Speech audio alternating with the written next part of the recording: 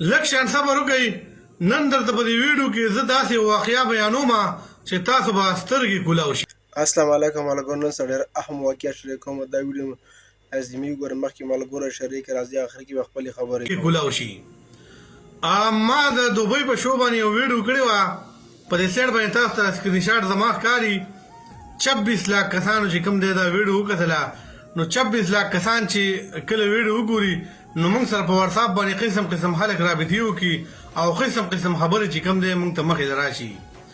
دا په دوبۍ کې داسې یو واقعه شوې ده چې یو دوه ملګري چې کوم دی د دوبۍ شو له تلي او په ډمو او په جړاګانو باندې چې کوم دی پیسې وشیندلې. نو دغه ملګري ما ته ټلیفون کړی و، موږ چې کله واپس رالو او په دیره کې چې کوم دی روټۍ موټۍ وخوړه او کټونو ته وختو سملاستو. نو لږ ساعت پس چې کوم دی د کوره ټلیفون راغی چې هلکه مور دې ناجوړه ده او په هسپتال کې ده او پیسې ورله راولېږه. وایي دا کوم کس چې په دې ډمو او په دې جړاګانو باندې پیسې شیندلې وې د ده مور بیماره وه. وایي ده ورته په جواب کې څه ویلو چې دې مور او پلار خو موږ له چې کوم دی اړو چې وار وخت یې ناجوړه وي او ورکه ویې دی خو یو ورځ نه شوله، هره ورځ دوی ناجوړه وي په هسپتال کې. وایي ما ورته ویل چې د خدای مسلمانه چې هلته چې کوم دی په ډمو باندې او په جړاګانو باندې پیسې شیندلې او اوس تر تره کوره ټلیفون راغلی چې مور دې ناجوړه ده په هسپتال کې دا پیسې ولې راولېږه، خرچې له دوایي دپاره پیسې راولېږه.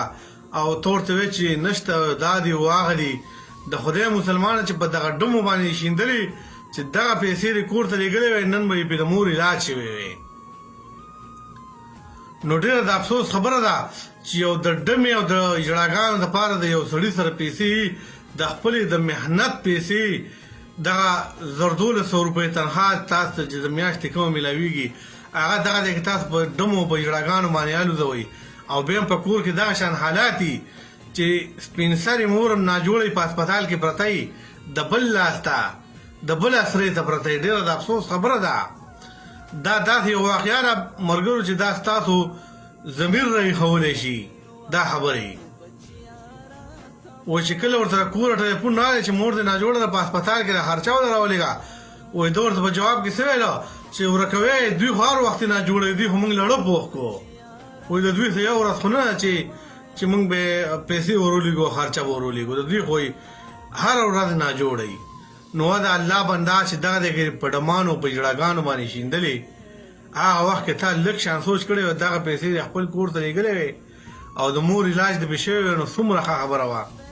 نن کتونکو تاسو دا واقعه واورېده سعودي کې یو مسافر و، نو مسافر لاړ به پیسې وړې پیسې په ډمانو باندې وشیندلې، ډېرې پیسې په ډمانو باندې وشیندلې. بیا راغلی خپلې کمرې ډوډۍ موډۍ وخوړه، دوم ډفس بیا ټلیفون وورله مور دې بیماره ده پیسې راولېږه، وایي پیسې نشته دي. یو د بل ملګري ویل پیسې ورلېږه په ډمانو دې شیندلې، اوس پیسې کور ته ولېږه که نه.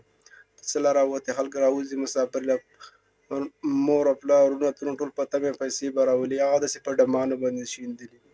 دا ملګری زه خپله تللی وم سعودي له، نو هلته په ډمانو باندې پیسې شیندلي، بیا داسې حالات دي پیسې کور ته نه شي. داسې نه ده پکار. د ویډیو کتلو ډېره مهرباني. زموږ چینل سبسکرایب کړئ، لایک کړئ. والسلام.